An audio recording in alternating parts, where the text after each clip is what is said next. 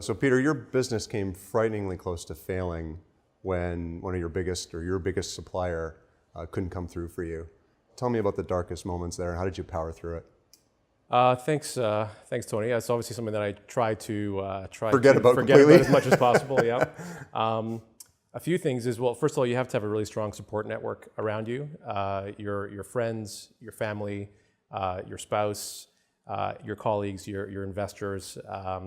One of the things that was very interesting to me was when I was talking to a lot of my investors and updating them on what was happening. A lot of them said, "Listen, you have to do what's right for you. Make sure you protect yourself. We're big boys, and girls. We invested in the company knowing the risks and do the right thing. You know, we want you to push, but do what's right for you." And I would say that actually made me want to push even harder to make sure that. Yeah. So do you think that was that you were smart about picking investors at the outset, or how did you build that community of investors? Yeah, I think that's a part of it. I would say that being at a later stage in my career, a lot of people invested in me that either knew me from my work experience or knew of me from my work experience. So I think that, and I built a reputation as someone who, no matter what the situation was, always tried to deal with approaches with an ethical, straightforward, honest approach. And so that paid dividends. It's paid dividends, I would say, yes. You actually had almost a 20-year career as a corporate executive. Yeah. In financial services still, but in a very different setting. Yeah. How did you make that leap in the middle of your life into entrepreneurship and starting up a venture? Yeah, so, first of all, I would say I've been growing to that over my career. I've always been someone who viewed common sense as the key factor to make decisions in the business world.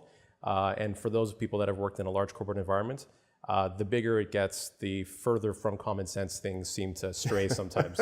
And one of my biggest points was people would say that, this is against the rules, this is against the policies. Well, if it doesn't make sense and it's not serving the interest of the company, let's just change those rules. So you were always bumping up against that. Yes. Was that was cultural, that was just inertia, that was just sheer scale of the business, or what caused those hurdles?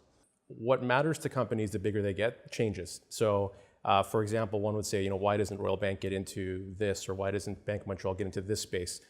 For them, the risk of succeeding in that space, the gain from succeeding in doing some new venture is not worth the associated failure if they don't succeed, whether it's to the stock price, whether it's the reputation.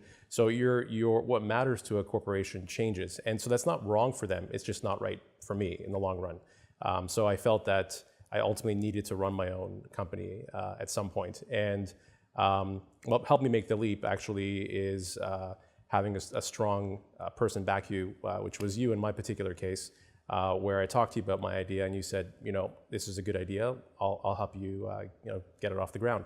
And so that, I think, as a person in the late stage, you need to first of all arm yourself with financial defenses. That's one thing I would say. Right. While you still have a job, remortgage your house. Make sure you have lots of lines of credit. Make sure you have a lot of credit cards, and get checks from your credit cards so that you may not think so, but the last time I used a credit card check was to pay my student loan. Right. A lot of entrepreneurs have talked about, and I never thought it would be me, but use your credit card to actually make payroll a couple times.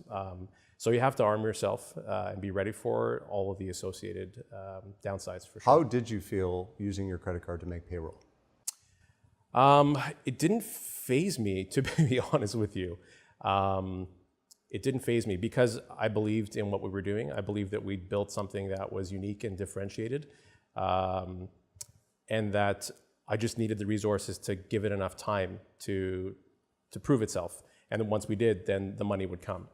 So I think that's the challenge, is you need to, and that's why I'm saying you need to have your financial resources behind you, because there are going to be many inflection points where if you had that extra 50,000, that's what would get you to the next level of the company. But some people run out of gas. They run out of gas. And while the company has strong fundamentals going in the right direction, that last 50,000, that last 100,000 can matter.